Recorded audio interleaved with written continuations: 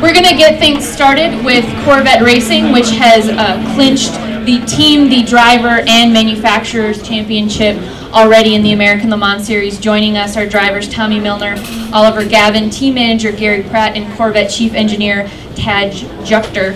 I'm going to start with Ollie.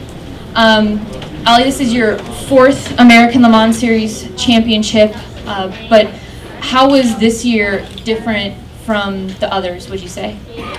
Well, you know, this year I would say has been the toughest and the hardest championship that I've competed in all of my years at Corvette Racing, and you know, just the level of competition, with whether it's coming from Porsche, coming from Ferrari or BMW, or from our own teammates, you know, it's been phenomenal, and it's just been a really great season for us.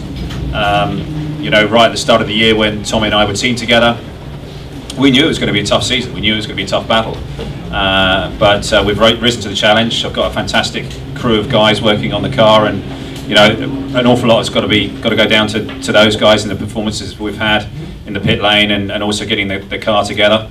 But also, you know, Tommy, driving with Tommy, he's come on unbelievably this year. You know, he's really been a phenomenal teammate and performed brilliantly throughout the whole season, and I've got to thank him for that. That's one of the reasons why we won this championship. So, delighted. Would you say you had a favorite moment this year? Well,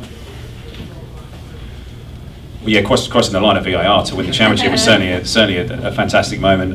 You know, I've got to say that was pretty special, coming in the pit lane there, and you know, seeing all the guys there waiting, and Tommy and everyone. You know, that was a pretty special moment. So yeah, that will be strong in my memory for a long time.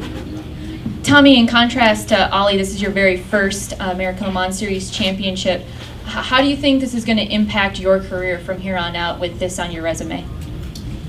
Yeah, you know, I think in years past, when I have now raced here in the ALMS since 2006, and first couple of years were, you know, learning years, and you sort of figure out, you know, how the whole driving with teammates, how all that works, and you know, the last couple of years now, I felt like I've been in position to fight for a championship, but it doesn't quite go that way. And so this year, it's been in some ways sort of validating to I didn't drive any different, I don't think, from years past, but this year, you know, with a great team, just the whole package, and sort of staying true to what I've tried to sort of maintain throughout my career, just kind of being consistent in races and not making mistakes. And in years past, it doesn't always happen that way. And you know, I didn't really change much this year, so in some ways, sort of kind of validated that what I've been doing and what I did this year is what I've sort of tried to do throughout my entire career. And this year it worked, and in many ways, I can kind of go back and look on certain scenarios throughout the year where there was some pressure from, you know, from other cars and teammates and things like that, and just trying to stay calm and think about, you know, sort of the bigger picture. So this year will definitely be a year that I can look back on in future years and pull from this strength from this year and use that in the future to be better. Gary, the GT class, as everyone knows, is insanely competitive. How did Corvette Racing clinch these championships around early this year? Well, I think a lot had to do with it with these two guys sitting right here. They made great decisions, and I mean, racing, we all know luck has a lot to do with it, but you make your own luck. I think these guys were quick enough. We had a lot of consistent podium finishes. We had our fair share of wins. And the whole combination of teamwork, the guys in the pits, the guys back in the shop working hard, we were all just 100% focused. We knew what the competition was. It was a big year when they made the body wig change. We really spent a lot of engineering time making sure that was right. We seemed to be able to get the car a little more balanced for the guys. The engineering staff did a great job. And we had a great product to start with. So all those things and the consistency that these guys brought in during the races just kept climbing on the points, and there we finished at Virginia. You look at Virginia, and it was a perfect race for us. You know, nobody made any mistakes. It seemed like the 4-car had a lot of stuff where the 3-car got it, they didn't. So there's a lot of luck, but these guys and the crew and everybody did a great job. There is one title still on the line this weekend. That's the Michelin Green X Challenge title. You guys are in a very close battle with BMW. What does that Michelin Green X Challenge trophy mean to Corvette Racing and the team? Oh, it's a big deal. They started that, and it's a great goal for us to reach. You know, we have a Chevrolet V8, gets great gas mileage, makes great power. The team has to win with it.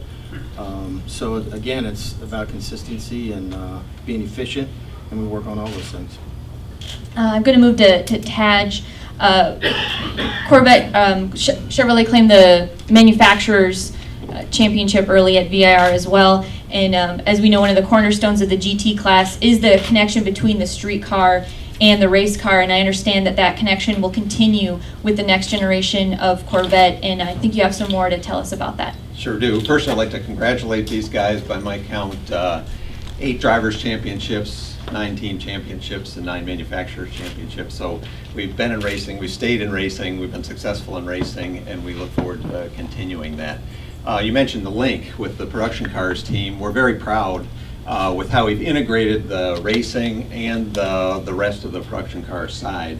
I have here Dave Tapman. Dave, raise your hand. He's our Bowling Green Assembly Plant manager. So not just race team, but the design team and manufacturing, super important, all highly integrated together. So we're all so proud of this car that's designed in Michigan, built in Kentucky, and sold and raced around the world.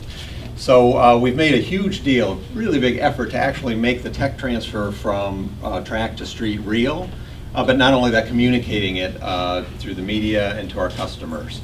And we expect that to continue with the next generation car. There's been a lot of speculation about the next generation car, so I want to make a few specific announcements.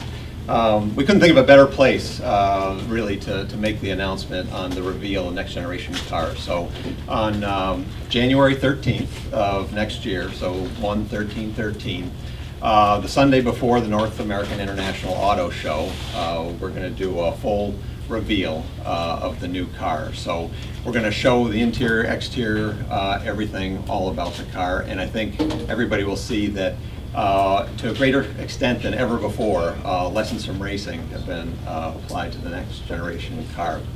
There's been a lot of speculation that the car is essentially a reskin. It's a light redo, kind of a minor upgrade.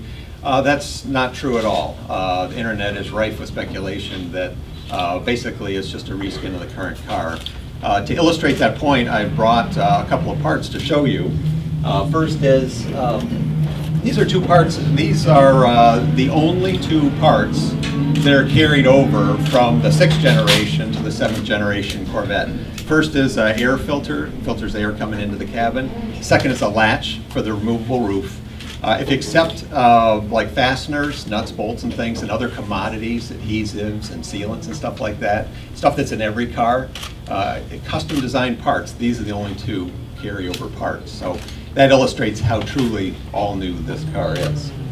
We also wanted to reveal something that's unique and new for the C7, and that's what's behind here. Dave, if you'll take it off, yes. This is the new Cross Flags emblem that'll adorn the new car. We've had maybe a couple of dozen of these Cross Flags emblems through the 60-year life of the Corvette, but we've got a new one coming out for the 7th generation. And in fact, I have one of the first shots out of the production tool. So this is one of the first parts that were actually being made. These parts are now being shipped to Bowling Green, and we're starting to practice building a new car. You can see it's very refined looking, highly detailed, very technical, and it's got kind of a swept back appearance. It actually looks faster and more aerodynamic than previous emblems, so I like that about it. Finally, I'd like to talk about the next question would be, well, when are you going to race it? I'm sure that'd be a question on most people's minds. The plan is we're going to continue to race next year with the race car based off the C6.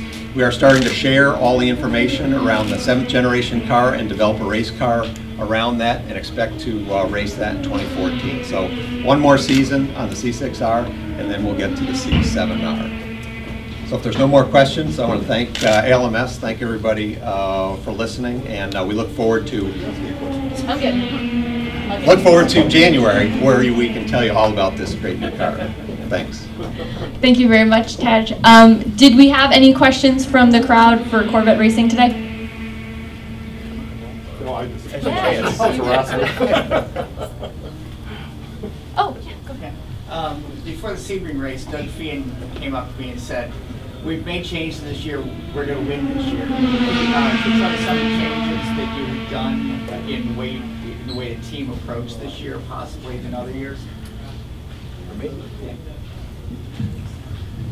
Well, I think with the rule change for the wider bodywork, the wider suspension, the track width was a big gain for us. When we did that and we tested, it seemed it's really what the car needed, and that was the biggest gain for us. The guys spent a lot of time with Michelin. They did a great job.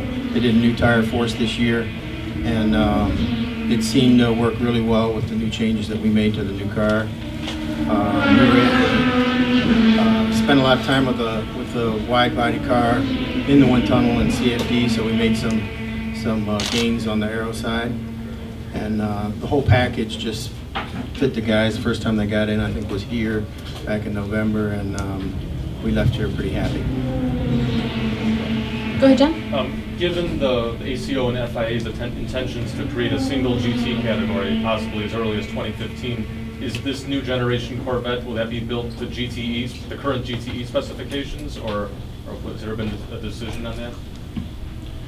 I mean, we're continuing on in the GTE class. We're hoping that if they do form a 1 Series, 1 GT car, that it fits. This racing, to me, is the best racing in the world, the best sports car racing in the world.